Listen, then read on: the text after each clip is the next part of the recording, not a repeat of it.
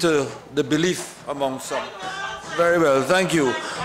I now invite the Honourable Minister of Home Affairs, Mr. Clement Rohee, to address the House.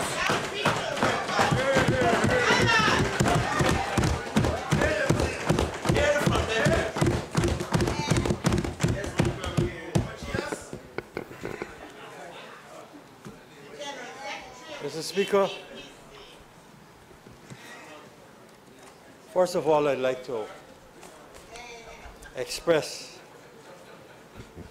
deepest and sincerest appreciation to my colleague,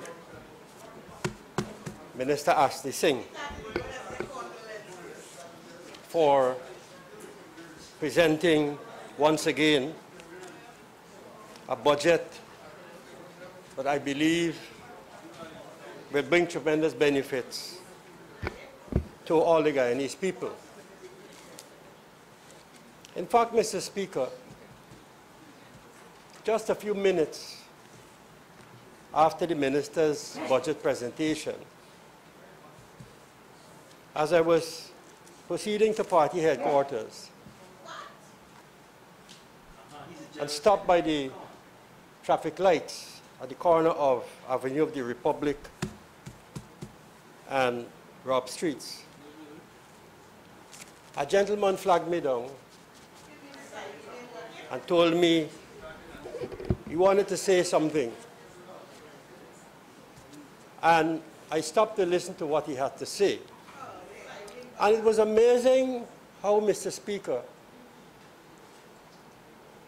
a common citizen on the streets, in a matter of minutes, was able to understand what this budget meant for him.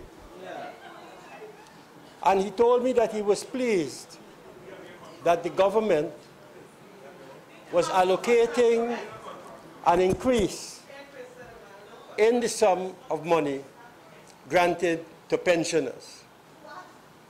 He was pleased about that. And furthermore, he was pleased about the fact that he had 3 grandchildren who were going to benefit from the money that has been allocated to our school children.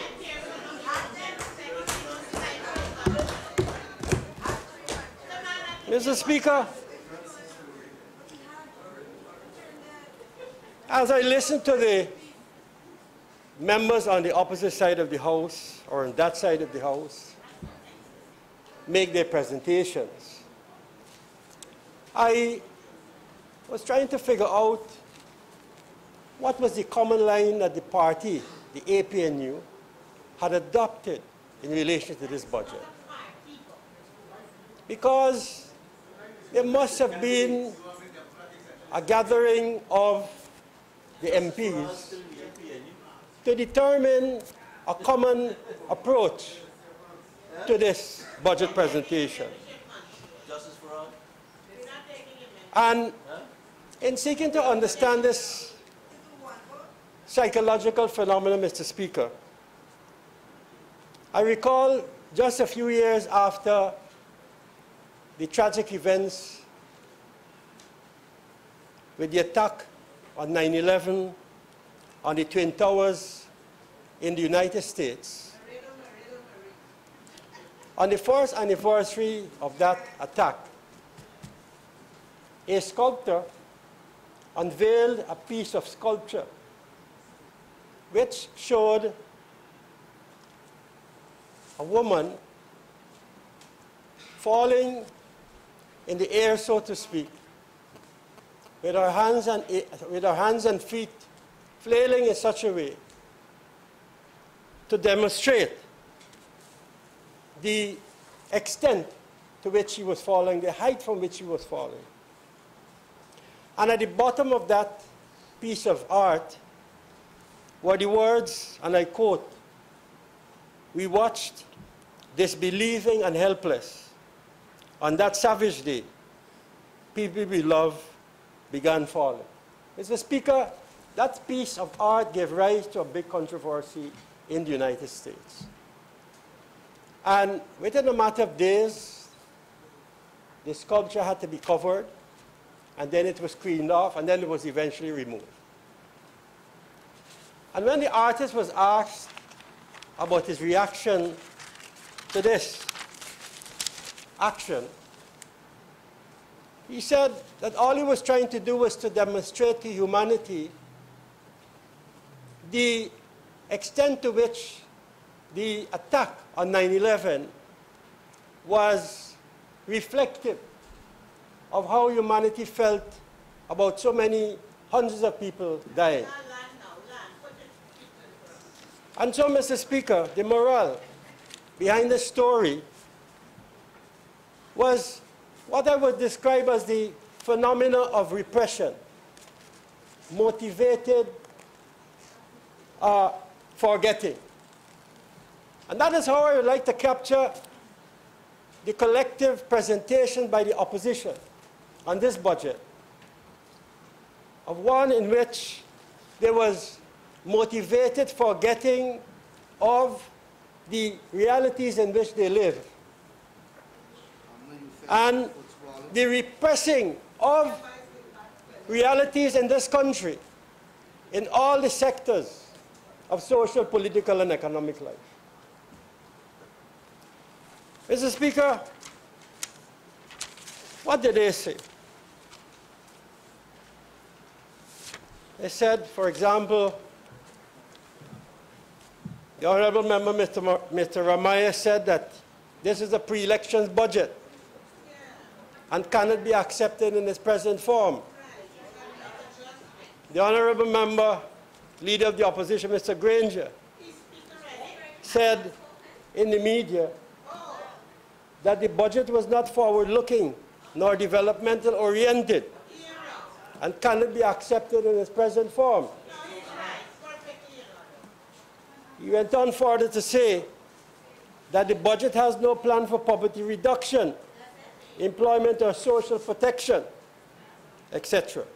And it was divorced from reality.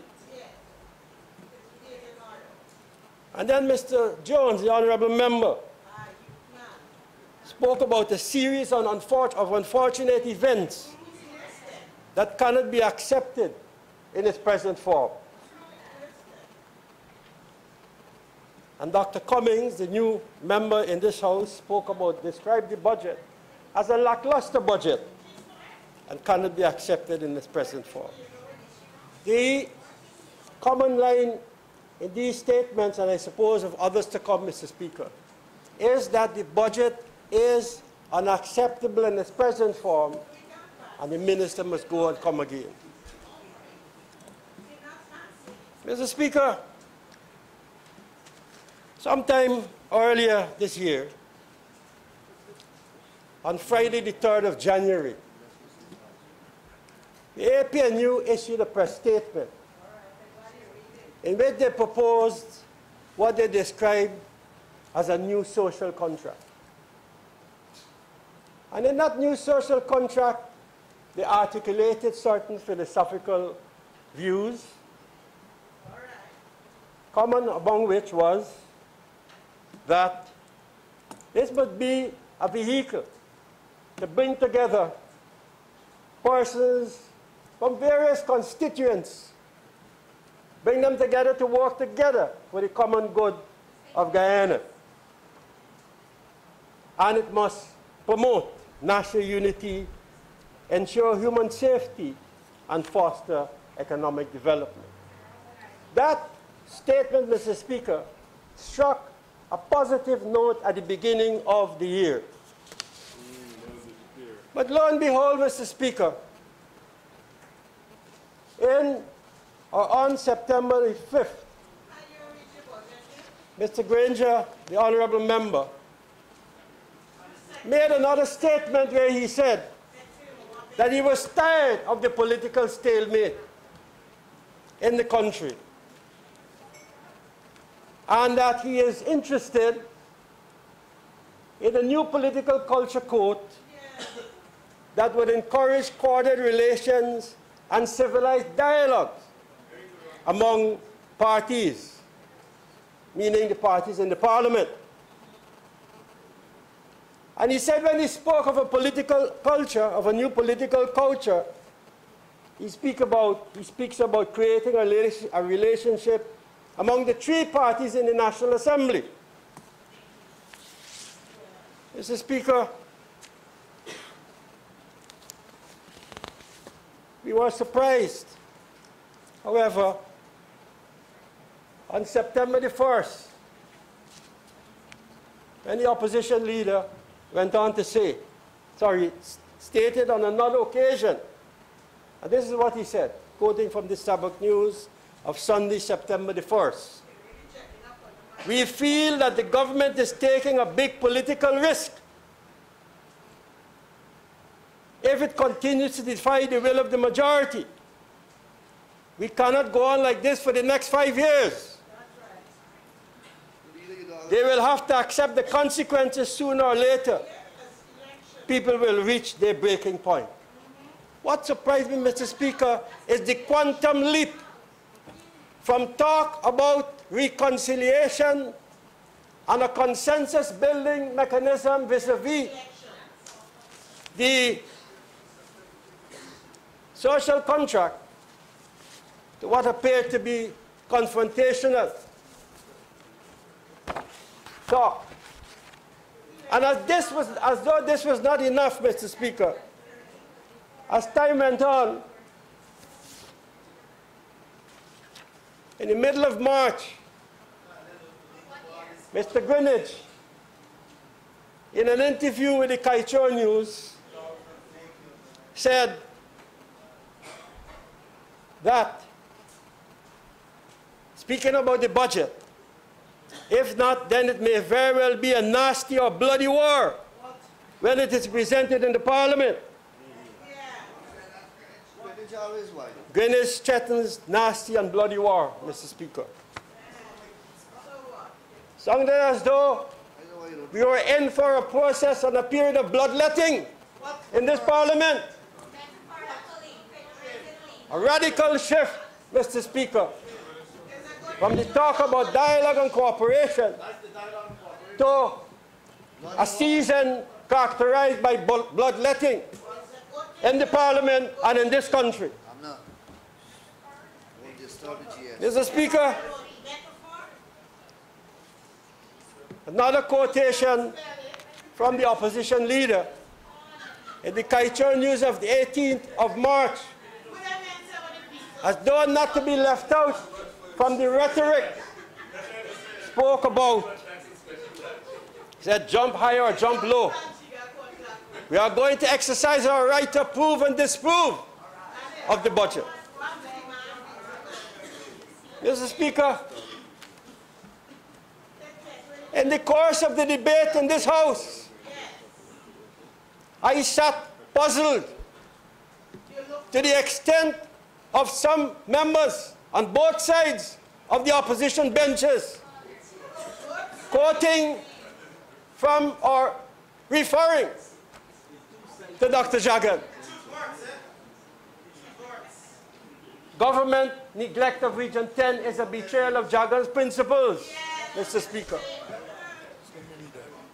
Mr. Speaker, I do not want to sound disrespectful to anyone, but I believe, apart from doing research on people, historical figures in this country, you must also have a personal relationship with that person. Mr. Speaker, when the PPP came to government in 1992, the Honorable Member Vanessa Kissoon was 36 years of age. Sorry, was 14 years of age. Was 14 years of age. When the PPP Civic came to government in 1992, Vanessa Kissoon was 14 years of age, Mr. Speaker. She was born on the 26th of February, 1978. 14 years of age. It is quite possible, and I don't want to underestimate her ability to do research, but to speak about Dr. Jagan in this manner, when the PPP came to government in 1992, not even knowing The history of the individual, Mr. Speaker, I believe is paying a great disservice to a man, an icon in our history in this country. You could say what you want to say. Mr. Speaker, Mr. Speaker,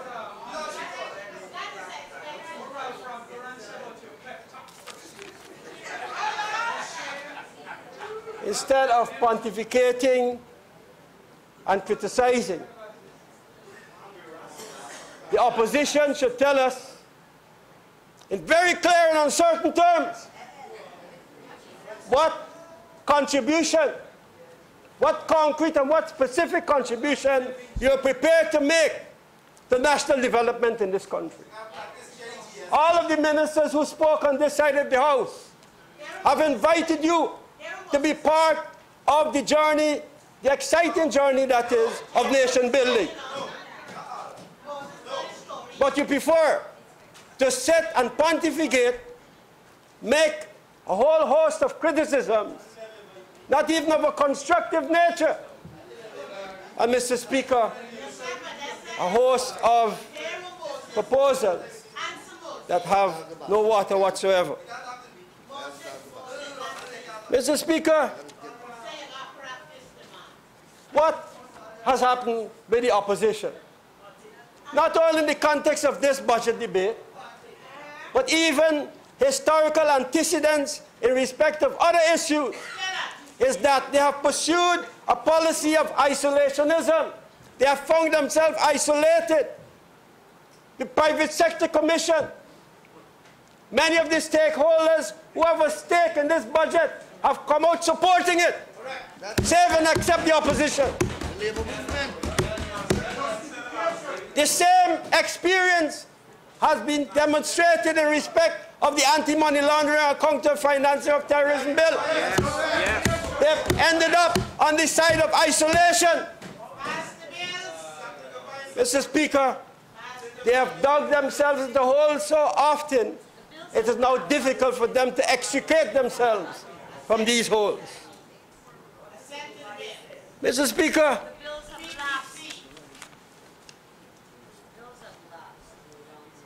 Mr. Rupnarayan, the honourable member, when he spoke, engaged in a whole host of what to do and what not to do, do's and don'ts, in the agriculture or in the environmental sector. I want to quote, Mr. Speaker, from a letter that was written by one Mrs. Whitman in a correspondence sent to Edgar Allan Poe. And this is what was said. Quote, I have absolutely no pleasure in the stimulants in which I sometimes so madly indulge. It has not been in pursuit of pleasure that I have periled life, reputation, and reason. It has been in the desperate attempt to escape from torturing memories. The memories of wrongs and injustice and imputed dishonor, from a sense of unsupportable loneliness and a dread of some strange impending doom. End of quote. Mr. Speaker, what was the situation that existed in those days when the BBP Civic was in the opposition, together with the Working People's Alliance, who now sits in close embrace and harmony with the PNC called APN. Mr. Speaker, we have to make comparative analysis if we want to understand how we are today and where we came from. I want to quote, Mr. Speaker, from a booklet entitled try new ways, economic moves for a people in crisis, published by the Working People's Alliance in 1982. And this is what it says, Mr. Speaker. It says, nowhere, my friend Mr. Felix spoke about a deadening hand. Well, let me give you another deadening hand. They can't produce nothing. He says, nowhere have the deadening hand of the regime and its incompetence been so keenly felt as in the area of public transport and other public utilities. Many authoritarian regimes have seen it fit, have seen to it that these things at least function. In our case, the utilities are seen and treated by the regime not as a service to the people, but as a public nuisance. For these reasons, and because of the deep-seated chronic corruption, no major investment, such as reconstruction of a railway system, has been attempted in Guyana. Goes on to say, quote, corruption has been encouraged so that it has become routine. The gains of corruption have become part of the normal expectations of office holders and part of the cost of the majority of projects. This is what transpired, Mr. Speaker, in those days. Mr. Speaker, many members on that side of the House quoted from Mr. Burnham the virtues of former President Burnham, Mr. Speaker. But I would like to refer to another publication put out by the then Working People's Alliance, because it's not the same WPA. And this is what Mr. Burnham had to say about democracy. Quote, but democracy is a concept which depends on where you put your emphasis. Whether you prefer the formality of periodic elections, which means nothing, or produce nothing, or you prefer the reality of social democracy, which means an approval of the society and greater participation given to the masses. What a description of democracy, Mr. Speaker. Mr. Speaker,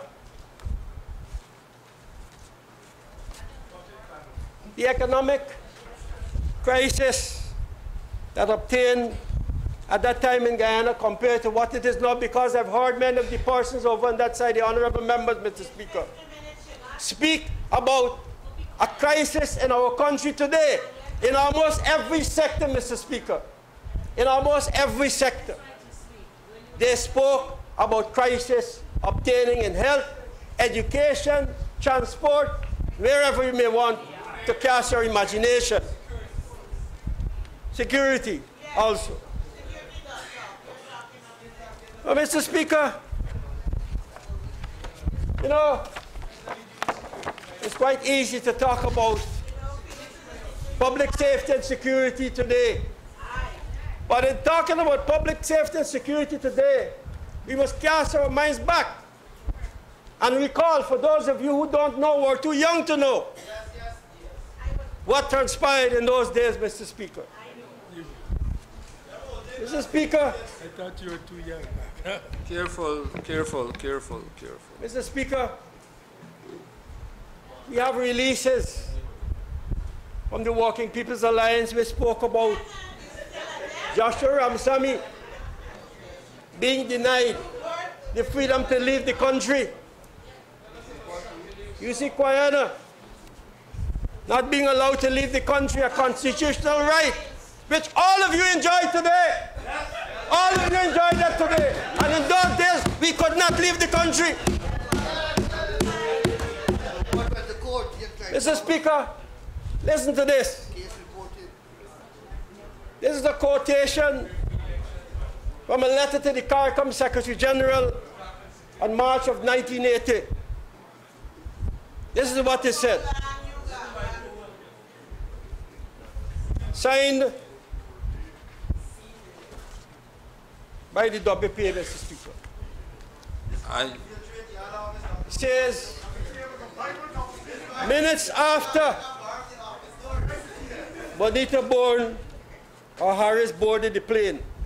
Policemen entered the BWI aircraft, took her bodily off the plane, dragged her across the tarmac in a manner usually associated with countries like South Africa and Chile. Eventually, after much communication between the airport and Georgetown, and after protests, Mr. Speaker, by the leader of the opposition, not this leader of the opposition, the then leader of the opposition, Dr. Jackets, who was traveling on the same flight, she was allowed to leave the country. Mr. Speaker, this was the type of police state that we had in this country. So when you come to talk about public safety and security now, talk also about what existed then. Talk also about what existed then. Mr. Speaker, there's many which I can quote from. But I will leave that for another occasion, which is upcoming, Mr. Speaker. Mr. Speaker, there is an interesting piece of information which I believe is important for the public to know about.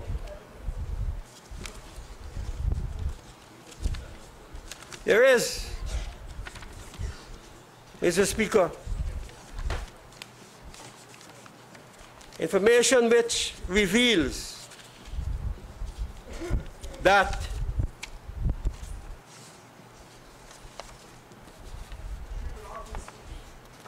firearms, Mr. Speaker,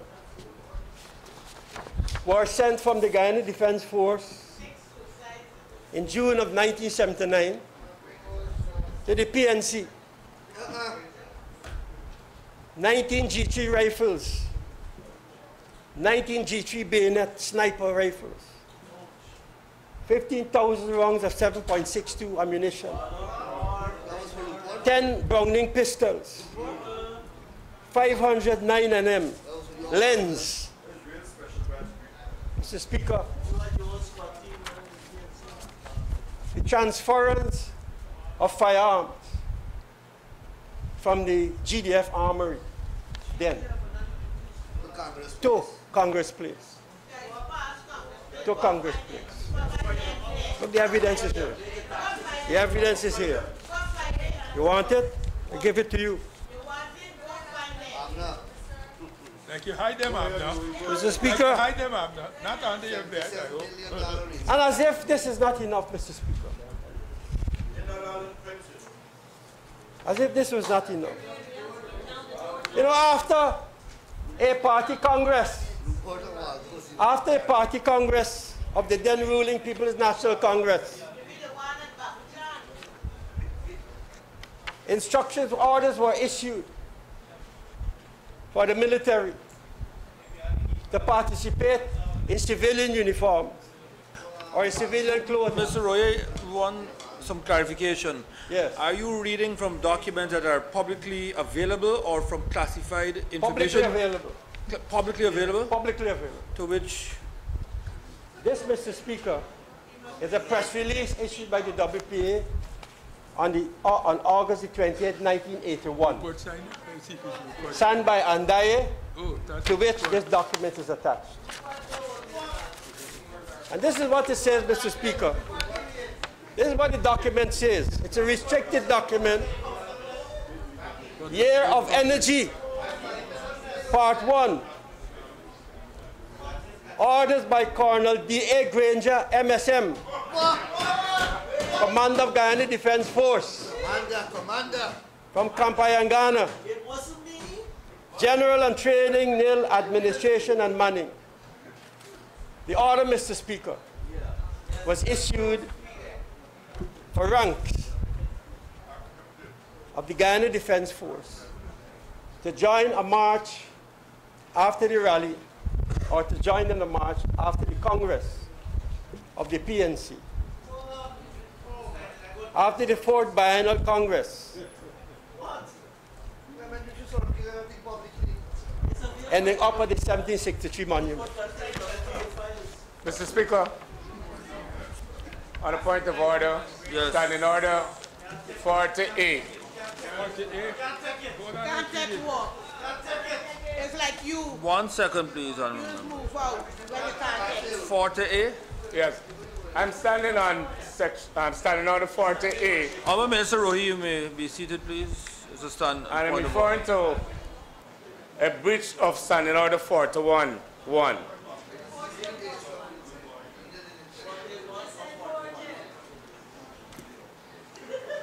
You're still doing that? You still grazing? Okay, Mr. Williams, just go on. And sir, I've risen on a point of order, I hear standing you. order 48. And that's in relation to a breach of standing order 41. 41-1. Yeah. Go ahead, read it. Subject to these standing orders, debate upon any motion, bill, or amendment shall be relevant.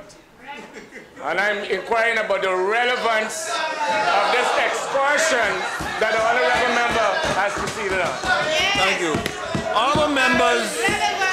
Honourable members, let me quote Standing Order 71, which deals with financial procedures. It says that the debate, this is 71-2, shall be confined to the financial and economic state of the country and the general principles of government policy and administration as indicated in the budget speech.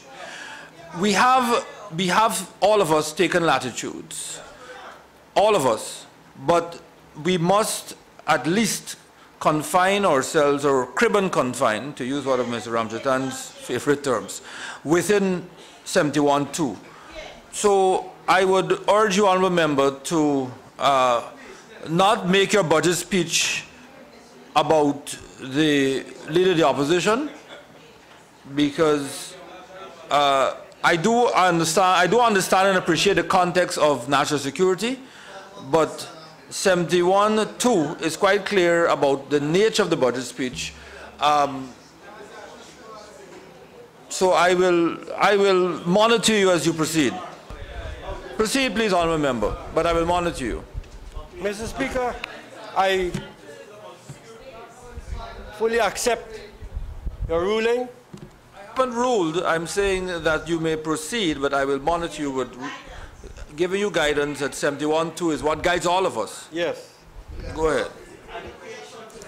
Mr. Speaker, I think the nation is fully aware that the opposition in budget debates and out of the budget debates, in Parliament and out of Parliament, has always placed a tremendous amount of emphasis on the security sector, particularly leading the opposition.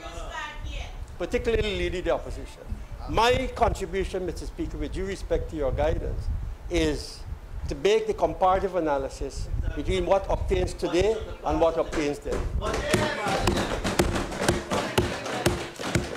Mr. Speaker, never in the history of our country, never in the history of this country, has the security sector gone through so many reforms that it is going through now.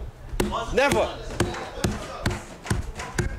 Neither the previous government prior to 92, none of the previous commissioners of police, including Mr. Felix, the honourable member, must tell us what was the nature of the reform that they initiated in the security sector when they were there. Save and accept, Mr. Speaker.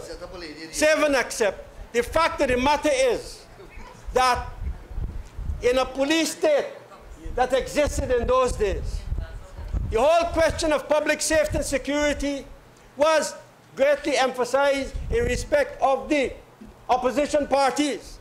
That is where the emphasis lies, in maintaining total control and decapitation of the opposition parties with respect to their leaders, Mr. Speaker.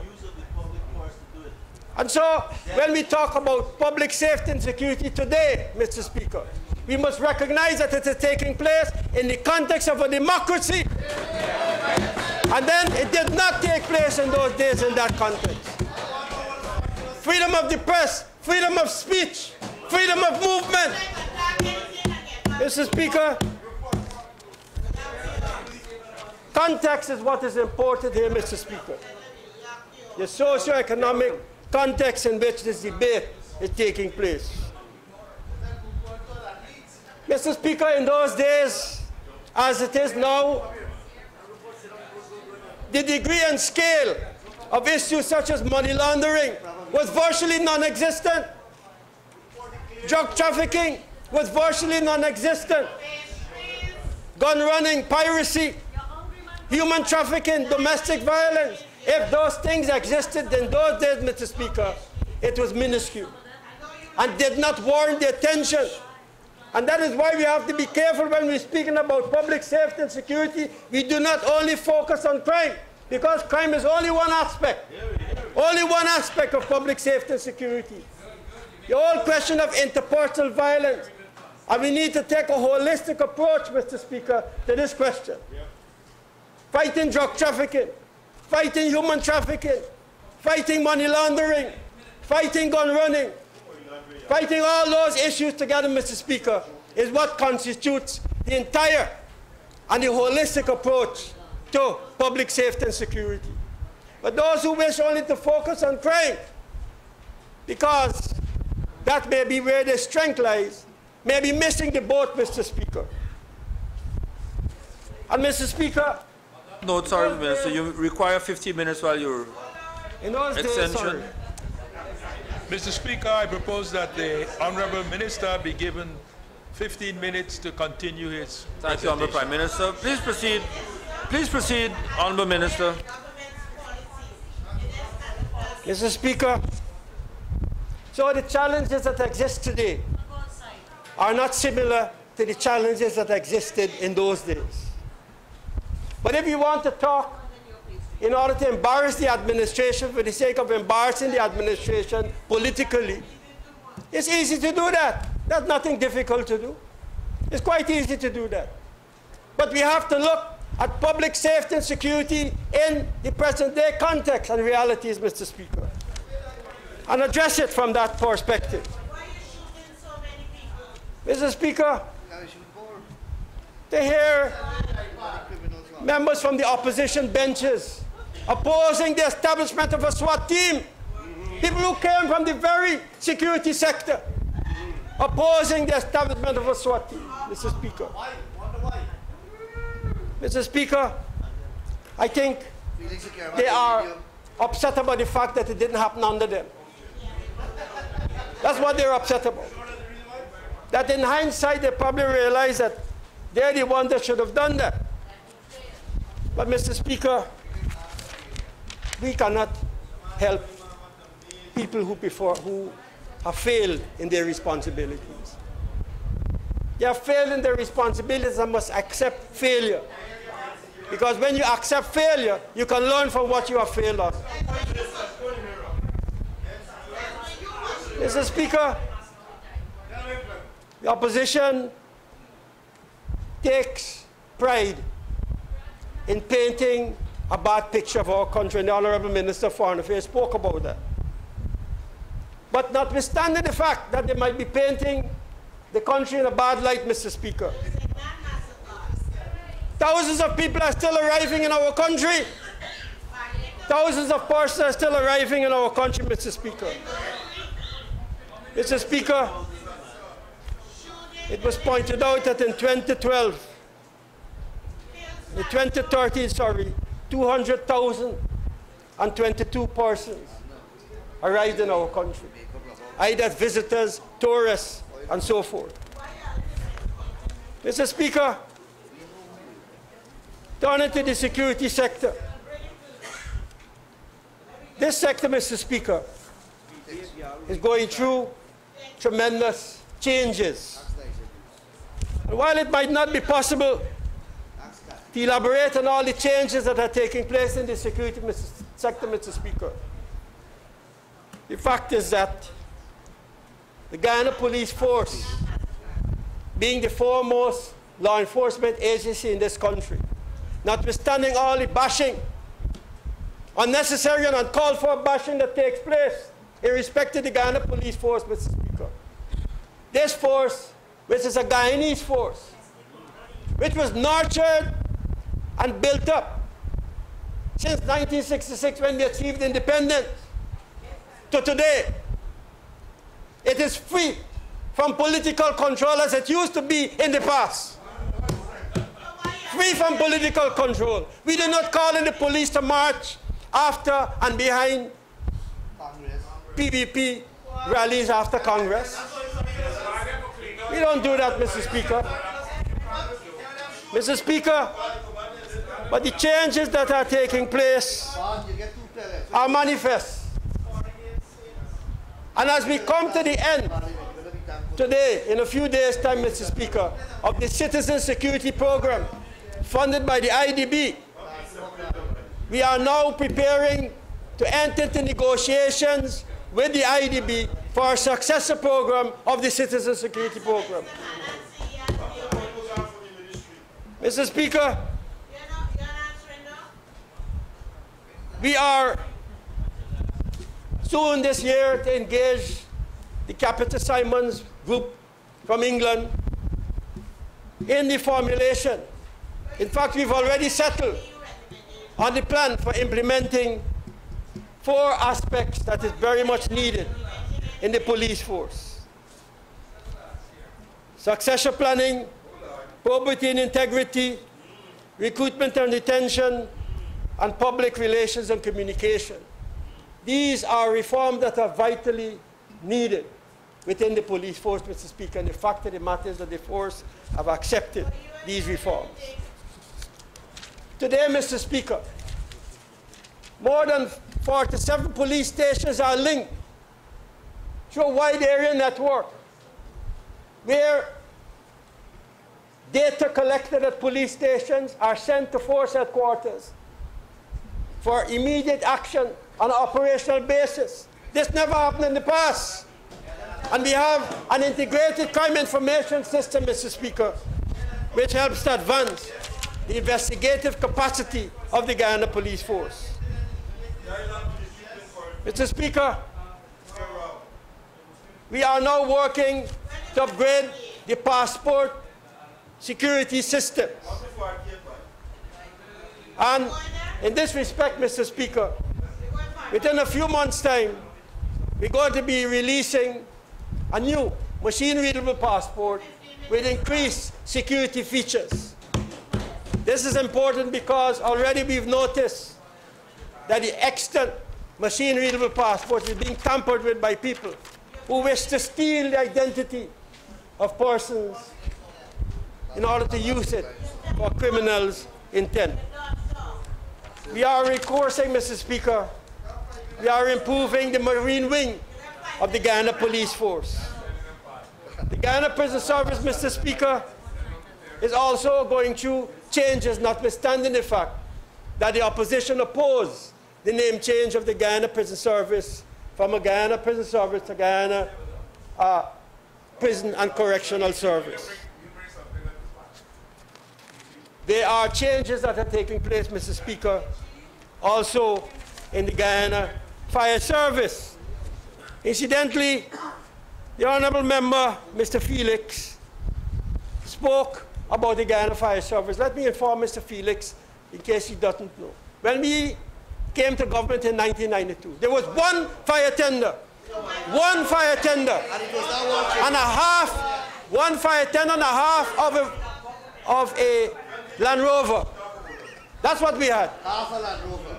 And 3 functioning fire stations. Look at what we have now. Look at what we have now.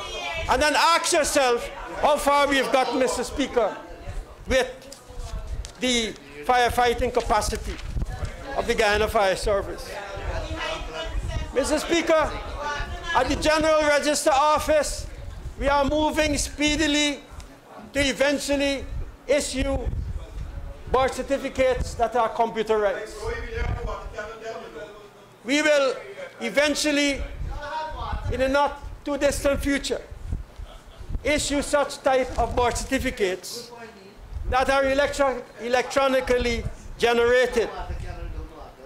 And at the Ministry of Home Affairs, Mr. Speaker, this ministry, compared to what it was before, where it was degutted by the previous administration, totally neglected by the previous administration. All it had there was 5 persons working, 5 members of staff at the Ministry of Home Affairs. Check and see what you have now. When we come to discuss the estimates, Mr. Speaker, we will see the tremendous capacity which the ministry has built up year after year owing to the appropriations made by the Ministry of Finance. Mr. Speaker, we are moving to expand neighborhood police and community policing. The question was said, Mr. Speaker, by the opposition leader, sorry, not the opposition leader, Mr. Felix, that we ought not to give so much to community policing. $413 million is too much for community policing. Mr. Speaker, how could a man or a member who was once a commissioner of police argue against increased allocation to community policing groups when it is the community that has to work hand in hand with the police? You yourself knew that, Mr. Speaker. Mr. Speaker, it is an established fact that without the cooperation of the community, the police will not succeed to the extent we would like them to succeed. We know that. Yet, for the sake of politicking, the Honourable Member, Mr. Felix, proposes $413 million for community policing. I want that word to get out so the community members would know, so that the members of the community would know that he wants Commissioner of Police is opposing the increase in allocation to community policing. Mr. Speaker,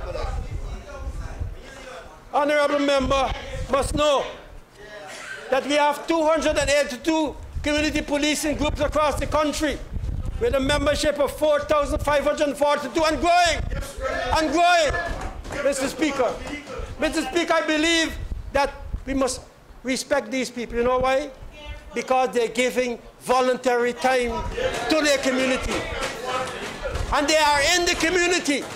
They are in the community, Mr. Speaker. If we do not have enough regular ranks to police the community, which the Honourable Member knows, obviously we have to tap into the community to assist us with that respect, Mr. Speaker. Mr. Speaker, I would like to make reference to resources. We here talk about lack of resources and vehicles. Well, Mr. Speaker, let me refer to these figures. That between 2006 and 2013, 2006, Mr. Speaker, is the year when I went to the Ministry of Home Affairs. Between 2006 to 2013, 374 new and additional land and water transport means was provided to the Guyana Police Force. Mr. Speaker, these include motor cars, 31 motor cars, 24 trucks, 56 double cab pickups, 101 motorcycles, 29 boats and balloons, Mr. Speaker. 574 pieces of equipment were provided to the Guyana Police Force. And Mr. Speaker, you know, when we got into the government in 1992, the salary of a commissioner was $43,374. That was the salary of a commissioner. You know what the salary is now, Mr. Speaker? Under the PBPC, the salary of a commissioner is now $470,625. This is where we have moved from $43,000 for a commissioner to $472,000. And Mr. Speaker, a constable under the PNC government received $6,518. That was the salary of a constable. Today, Mr. Speaker, a constable receives $38,479. Mr. Speaker, I believe we must give recognition to this vast improvement that has taken place. $4,600 under the PNC administration, Mr. Speaker, to $38,479. Mr. Speaker, I want to say Get your formation for your team. that in a few days' time we will be commissioning the new forensic laboratory that has taken quite some time to be completed. It is true that this was supposed to have been commissioned late last year, but owing to a number of technical snafus, Mr. Speaker, we are now set to commission this forensic laboratory by the end of this month. And increasing the capacity of the police and other law enforcement agencies in respect to polygraph testing, Mr. Speaker, which is aimed at enhancing the integrity of the police force. 2 weeks ago, Mr. Speaker, 62 ranks of the joint services were polygraphed, and we are now awaiting the results of those tests, of those examinations. Polygraphing test exams, Mr. Speaker, fortunately did not begin under Mr. Felix time. Because apart from having the tape, of the famous tape, or the infamous tape of the conversation,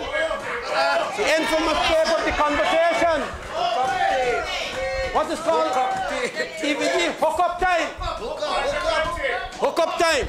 Apart from having this, Mr. Speaker, I am sure that if this polygraph test was conducted under the time when he was the Commissioner of Police, much more would have been revealed, Mr. Speaker. Much more would have been. Mr. Speaker, reference was made to the interdiction of drugs.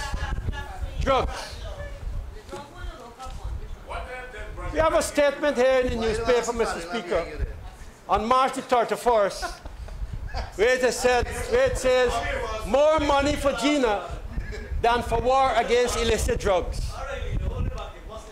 More money for Gina than for war against illicit drugs.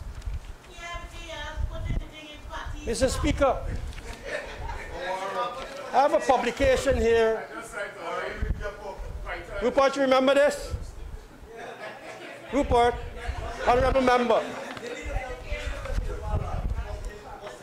I'd like to read what this thing says about the media on the previous dispensation.